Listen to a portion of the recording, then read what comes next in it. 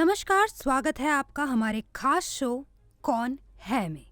इस सीरीज में हम बात करेंगे उन चर्चित चेहरों के बारे में जो इस वक्त देश और दुनिया की खबरों में सुर्खियां बने हुए हैं और अभी के समय में भारतीय राजनीति में काफी उथल-पुथल देखने को मिल रही है।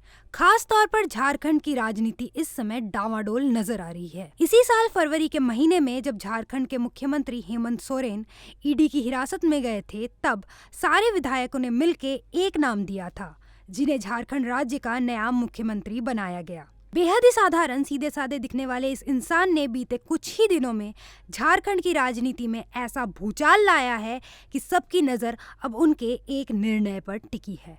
हम बात कर रहे हैं चंपई सोरेन की। आजकल चंपई सोरेन के झारखंड मुक्ति मोर्चा छोड़कर भाजपा में शामिल होने की खबरों ने तूल पकड़ा हुआ है और उनके दिल्ली आने के बाद कई अटकलें लगाई जा रही है। इसी बीच चंपई सोरेन ने अपने सोशल मीडिया प्लेटफॉर्म एक्स के बायो से अपनी पार्टी झारखंड मुक्ति मोर्चा का नाम भी हटा दिया है। पर हाँ, दिल्ली आने के बाद उन्होंने ये जरूर बोला है कि वो दिल्ली किसी पार्टी में शामिल होने नहीं बल्कि अपने निजी दौरे पर आए हैं। ऐसे में सवाल ये उठता है कि ये जो चेहरा अचानक भारत की राजनीति में उथल-पुथल मचा रहा है, ये आखिर है कौन? पैरों में साधारण चप्पल, ढीली शर्ट पैंट और सिर के बालों पर फैली सफेदी, यही चंपई सोरेन की पहचान है। सादगी से जीवन बिताने वाले चंपई सोरेन से किसी की दिक्कत देखी नहीं जाती। उन्हें बस किसी सोशल मीडिया पोस्ट के जरिए किसी समस्या को लेकर टैग करने की देरी होती थी। वो चंद मिनटों में उस समस्या के समाधान में जुट जाते थे। झारखंड मुक्ति मोर्चा के ये 67 वर्षीय नेता पार्टी प्रमुख शिबू सोरेन और उनके बेटे हेमंत सोरेन दोनों के विश्वसनीय रहे हैं।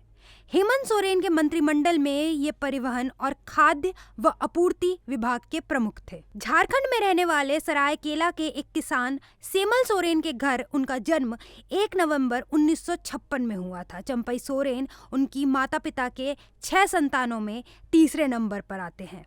1991 में उन्होंने पहली बार राजनीतिक जीवन में कदम रखा। उस वक्त सरायकेला सीट के लिए हुए उपचुनावों में उन्होंने पहली बार जीत हासिल की और तत्कालीन बिहार विधानसभा के सदस्य बने। झारखंड मुक्ति मोर्चा के संस्थापक सदस्य चंपई सोरेन ने शिबू सोरेन के साथ मिलकर राजनीति में काम किया। वो सरायकेला विधानसभा क्षेत्र से 5 बार विधायक चुने गए हैं। 1995 में चंपई सोरेन पहली बार 11वीं बिहार विधानसभा में सरायकेला से विधायक बने, जिसके बाद 2000 में हुए विधानसभा चुनावों में वो हार गए। ये 2000 का ही वक्त था जब बिहार और झारखंड अलग अलग हुआ था। इसके बाद जब 2005 में उन्होंने चुनाव लड़ा तो वो दूसरी झारखंड विधानसभा में सरायकेला से विधायक चुने गए। इसके बाद एक बार फिर 2009 में तीसरी झारखंड विधानसभा में भी उन्होंने जीत हासिल की। इसी के साथ 2010 में उन्हें झारखंड कैबिनेट में 11 सितंबर को विज्ञान और प्रौद्योगिकी मंत्री बना दिया गया, जिसके बाद 13 जुलाई 2013 में उन्हें खाद्य एवं नागरिक आपूर्ति मंत्री का पदभार संभाला। चौथी और 5वीं झारखंड विधानसभा के दौरान फिर इन्होंने सरायकेला विधानसभा से जीत हासिल की और 2019 में इन्हें परिवहन, अनुसूचित जनजाति, अनुसूचित जाति और पिछड़ा वर्ग कल्याण मंत्रालय सौंप दिया गया।